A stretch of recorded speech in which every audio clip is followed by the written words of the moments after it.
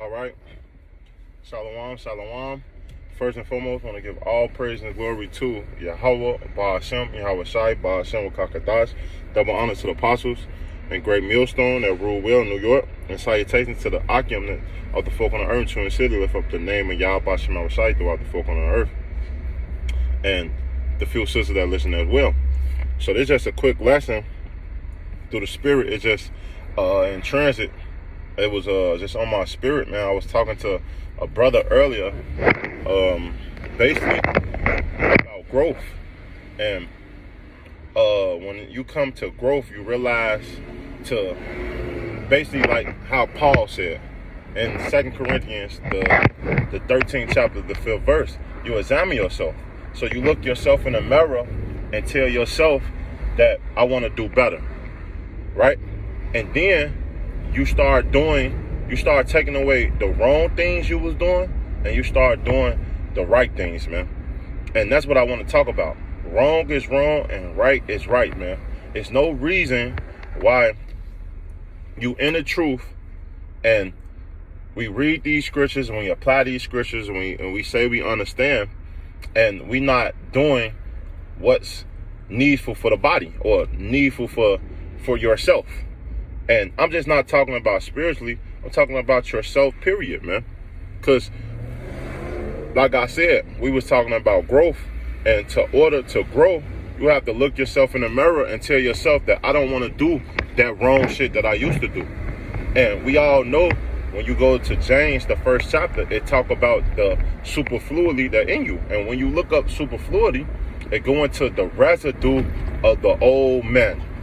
So you have old baggage, you have old things that you have done to yourself or holding on to, I should say, that you sometimes carry on over in the truth. And it helps growth. I mean, it helps stop growth because you don't want to accept change. That's why when you read in the book of Romans, I believe, the 10th chapter, I believe, don't quote me, but the first 2 verses, it tell you to be transformed. And when you go into and being renewed in the spirit, and when you being transformed, that word transformed or renewed mean to be completely changed. And that's how you grow.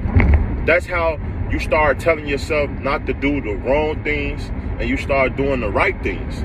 Like if you know your diet is messed up, or you know you have a messed up diet, how about you stop eating all that cookies, the ice creams, the chips, the greasy food? How about you put those things down and finally realize that you need more vegetables, that you need more protein, work out. Those things help the body when it comes down to trying to look better, feel better, that you don't get sick. Take herbs. These things that we know that is lawful, and the wisdom that the Lord had given us on a whole nother level from this world, man. Hey, we should start applying it.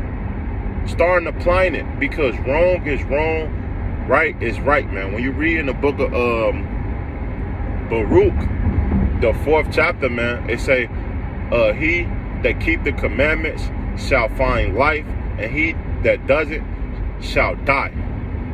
And that's plain, man. How much more of us and its truth when it comes down to wisdom or a diet, women? Because we all know that many men fall out the truth for women, right? Many men go out their wits for women. How about if you know that women destroy you or mess you up, how about you stop messing with these hoes, man? Or you frustrated about how women is or the way it is, but when you read the scriptures, it tell you that a woman shall be a harlot. It say that she shall wipe her mouth. She should wipe her mouth and open her legs like a arrow, and basically and say she have done no wickedness. These women in this society, and Babylon is totally through. They are through.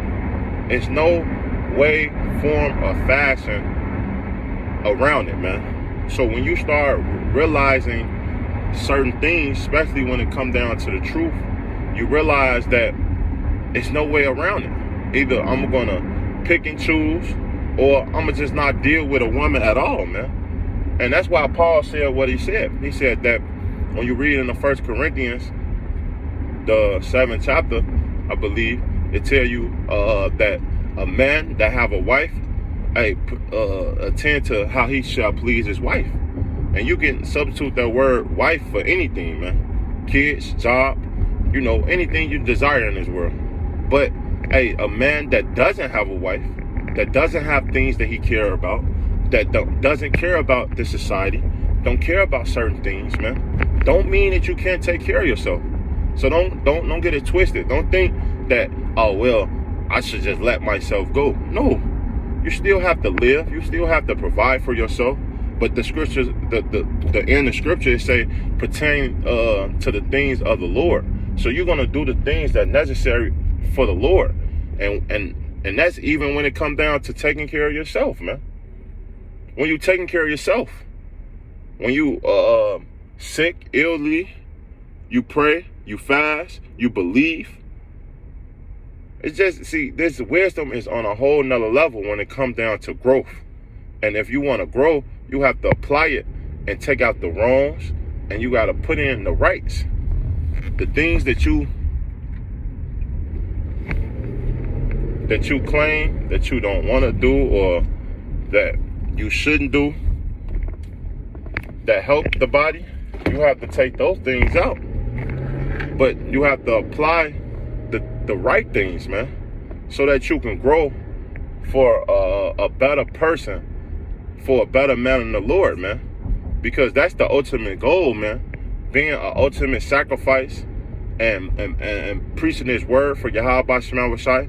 And even when it comes down to spiritually, hey, you have to read, you have to fast. And this is talking to me first and foremost, man. I had to learn a lot of these things the hard way, especially when it came to weight, or when it came down to women, especially when it came down to these scriptures, man. I'm not telling you I'm a super duper Israelite, but what I'm telling you, that me gaining experience and understanding certain things with the Lord, I apply more wisdom into my life. I know that if I read or I study, I can feed the congregation more. I have more topics. That I'm not just being stagnant, because you don't want to ever be stagnant in water, a still water, man. Hey, the scriptures say, out of the belly shall flow livings of living water. You want running water, man, because running water is constantly flowing, and it's growing and growing and growing. You don't want to be that stagnant water that just there.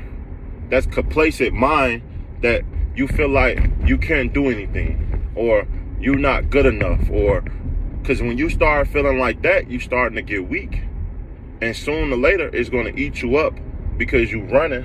And that's one thing we was talking about too, that you're going to be running instead of facing your problems. When we come into this truth, that's why Paul said, when I was a child, I spake as a child, and when I became a man, I put away childish things. When you become a man in the truth, because I don't care if you claim yourself to be a man in the world, but you become a full-blown man in the truth, because the wisdom that the Lord has given you, the integrity, the accountability, all these things, man. You become a full-blown man, and you start facing your problems, man. You start telling yourself you want to do better. You start telling yourself, well, I'm going to suffer. You start telling yourself, I love to suffer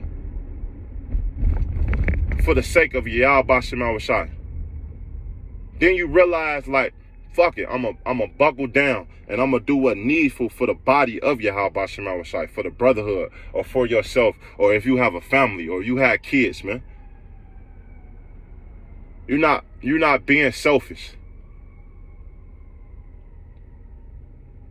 And you sometimes get that selfish mentality because we feel like Babylon is through and this and that, which I get it because you are in the truth for yourself, but at the same time, you don't want to push that vibration. You're in the truth for the body too. Things are needful for the body too. Growth. People you are set to be a leader. You can't be selfish being a leader. That's not a trait of a leader, man.